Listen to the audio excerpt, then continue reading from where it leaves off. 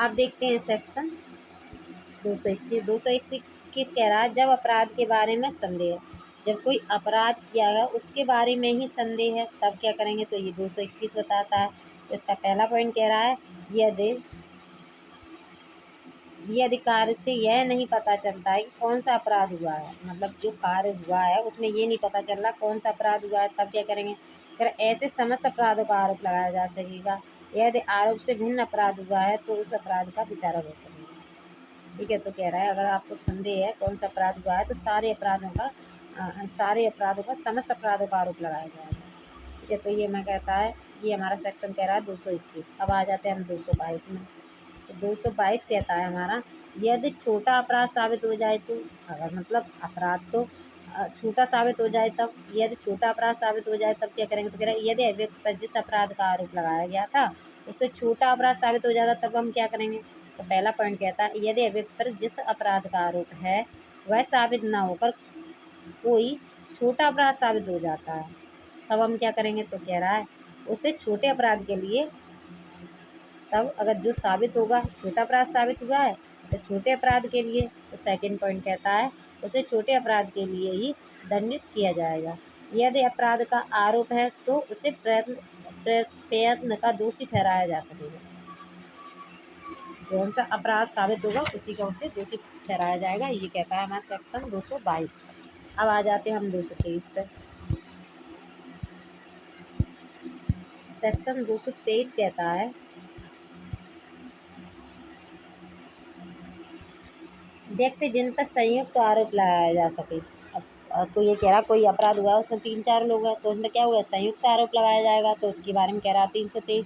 तो 223 तो 223 कहता है सेक्शन CRPC का सेक्शन 223 कहता है व्यक्ति जिन पर संयुक्त आरोप लगाया जा सके। तो कह रहा है जिन पर एक ही संविधान के अंतर्गत एक ही अपराध का अभियोग है।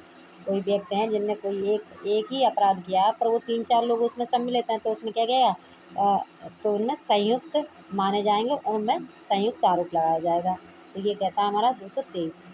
ये कह रहा है जिन पर एक ही संविधान के अंतर्गत एक ही अपराध का अभियोग है, जिन पर अपराध के दुष्प्रेरण या प्रयत्न का अभियोग है, या तो दुष्प्रेरण या प्रयत्न का अभियोग है, धारा 219 के अंतर्गत कोई अपराध है, या चोरी, उद्यापन, छल, आपराधिक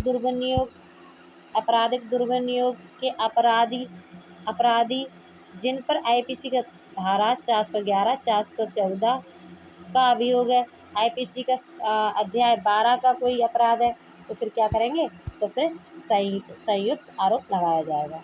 ये कहता है हमारा सेक्शन 223। अब आ जाते हैं 224 पे।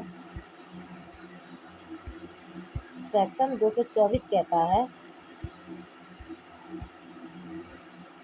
कई अपराधों में से एक के लिए दोष सिद्ध पर शेष वापस लेना। अगर कई अपराध उस व्यक्ति पर अभियुक्त था, उस पर कई अपराध लगाए गए पर उस पर जो दोष सिद्ध हुआ वो एक अपराध के लिए हुआ, तो कह रहा कई आरोपों में से एक के लिए दोष सिद्ध हुई है तो और जो अपराध है उन्हें क्या कर दिया जाएगा, उन्हें वापस ले लिया जाएगा।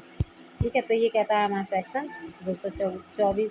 तो 224 कहता है हमारा यदि एक से ज़्यादा आरोप में से एक अपराध के लिए दोष सिद्धि की जाती है, तो कह रहा है यदि एक से ज़्यादा आरोप लगाए गए थे पर दोष सिद्धि किसके लिए हुई, एक अपराध के लिए हुई, तो क्या करेंगे, तो कह रहा अभियोजक का संचालन या परिवादी न्यायालय की सहमति से शेष आरोपों को क्या करेगा, वापस ले लेगा। जो शेष आरोप हैं उन्हें क्या करेगा, वापस ले लेगा। ये कहता है हमारा सेकंड पॉइंट।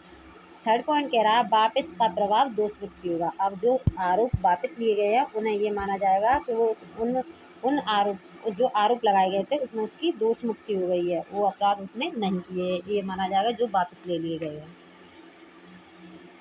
ठीक है, अब आगे की वीडियो में करेंगे। Thank you.